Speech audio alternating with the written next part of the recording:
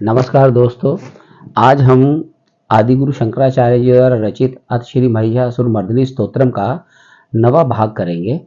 उसमें भी आज हम दो छंद करेंगे जिनका अर्थ और गायन का तरीका संक्षिप्त अर्थ आपको आज बताऊंगा मैं।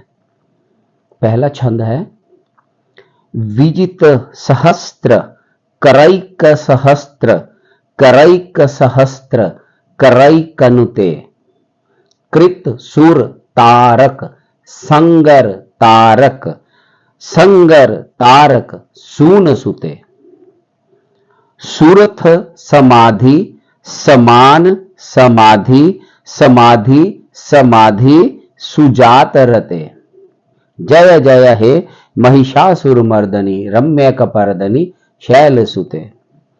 इसको हम लय में गाएंगे।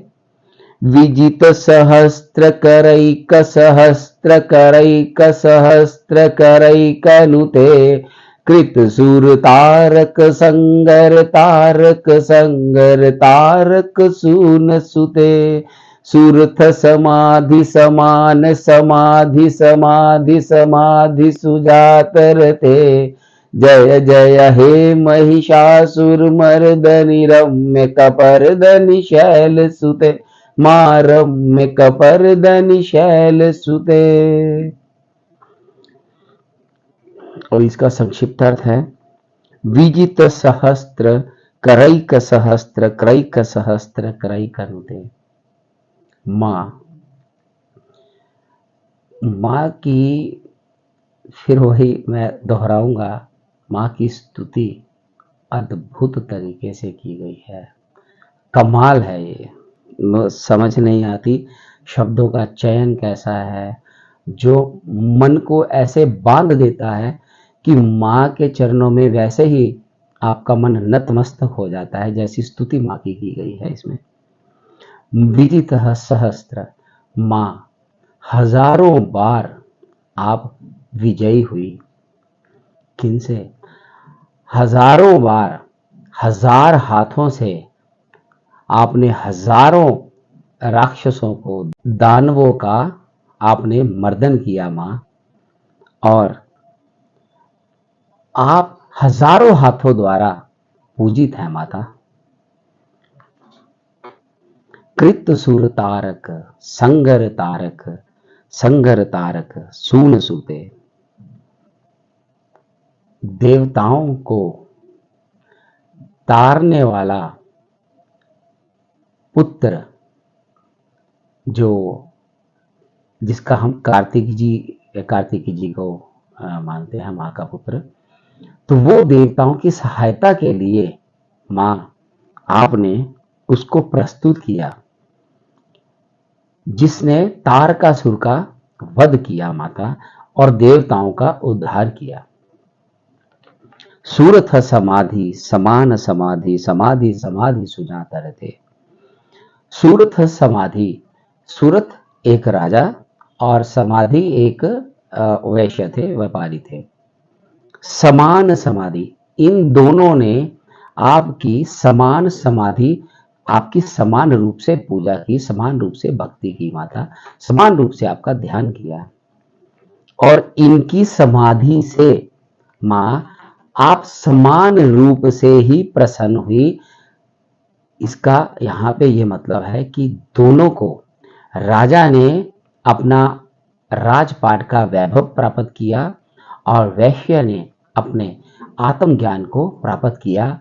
माँ वही हैं, जिस तरीके से इनको पूजा गया, दोनों का जो पूजने का तरीका था समान था, उनकी भक्ति एक जैसी थी, और माँ ने दोनों का उद्धार किया, दोनों को आशीर्वाद दिया।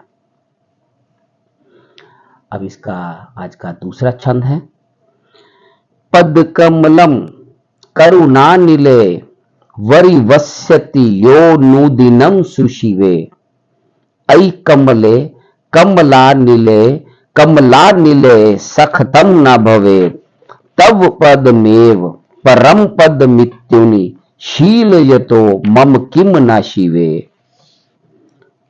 जय जय हे महिषासुर मर्दनी रम्य कपर्दनी शैल सुते।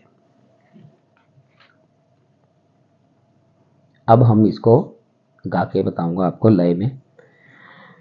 पद कमलम करुणानिले वरिवस्यति योनुदिनं सुशिवे ऐ कमले कमलानिले कमलानिले सखतं न भवेत् तव पदमेव परं पदमित्युनिशीलयतो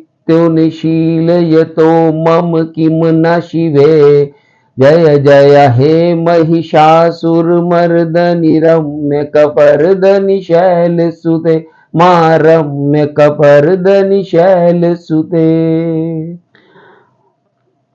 अब माँ का इसकी स्तुति में जो मैंने अभी तक जो देखा है, माँ की स्तुति तो चलो की ही गई है, लेकिन इस सारे महिषासुरमर्दिनी स्तोत्र में जो माँ के चरणों का वंदन किया गया है ना, वो एक बिल्कुल अलग भाव है देता आपको। मतलब माँ के चरणों का इतना सुंदर वर्णन किया गया है कि उससे ऊपर, माँ के चरणों से ऊपर कुछ भी नहीं है।